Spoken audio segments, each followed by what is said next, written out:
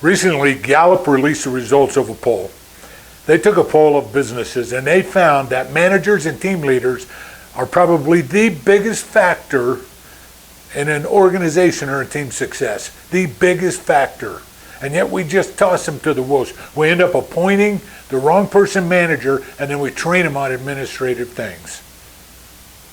Today I just published my book, 10 Disciplines of Leadership, A Cultural Shift. It's available on Kindle. I'm proud of it. It was a lot of work. I got some new respect for authors because it's so difficult to put your thoughts down on paper so that someone can read them and understand what you're saying. I have a really easy time explaining it. When you ask, okay, 10 disciplines of leadership, well, that's, everybody else has got that. What are they? What are these 10 disciplines? Well, I'm going to tell you. Number one, thrown to the wolves. And that's what that Gallup poll was about. We get thrown to the wolves. The wrong guy gets named manager or we get named manager, and then they're like, okay, you're a leader, go do it. We need to not forget that we need help. Number one is we need help. Don't forget that. Use your staff, use books, read, watch, learn. Find a way. Don't be so arrogant that you think you've got answers to all of it. Some of your staff are smarter than you when it comes to some things. And that leads us into number two, communication. Now, communication is not just telling people what to do. Yelling is not telling. And there are some good stories in this book about that. But communication is a two-way street. One of the things I hated in my career is when the leader came back from a convention or a seminar and he's got this new shiny object that we're going to do at our business, and it's like the flavor of the month. It goes away in a month and they bring in a new one.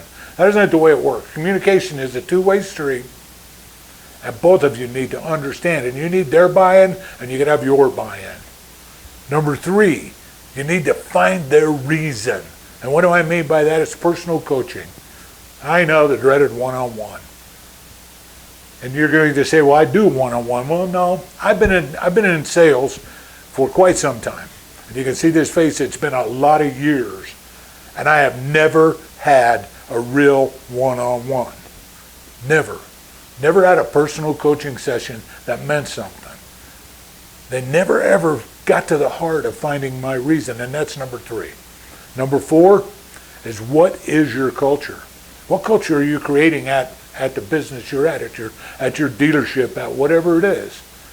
And if I asked you, what is your culture? Can you tell me? You got 3 or 4 words and then you stumble?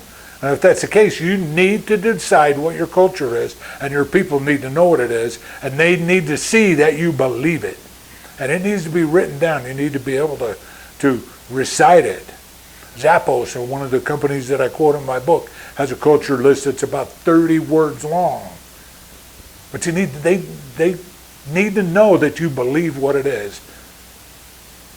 Number 5, you need to trust yourself. If you decide this is the way you're going, you're smart enough. You remember why you got promoted. Stay committed. Trust that you're making the right decisions. Understand sometimes you won't, but trust it. Stay committed. It's the long term that works. Number 6, the 3 C's and the 4 F's. And what are they? Competent, conviction, and caring are the 3 C's. You have to be those. The 4 F's, fun, fantasy, flexibility, and follow through. Ties into number 5, follow through. If you say you're going to do something, do it. Number 7, what is your style? What's your style? And what I mean by that is not like you're a fancy dresser like me, or not, or whatever. What I mean is it positional or relational? And positional is I got the stripes on, I'm the boss. Relational is a leader, and people follow you because of the relationship you've developed. Number 8 is the team. This is vital to your success. People love to be part of something. And a herd mentality makes them follow it. Facebook is a good example of this. Our political climate is a good example of this. Create an identity for your team and have your team buy into what you're trying to do. Amazing things will happen. Number 9,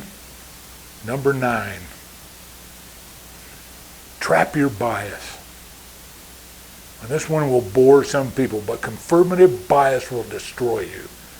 If all you're looking for is proof that you're right, you will never, ever succeed.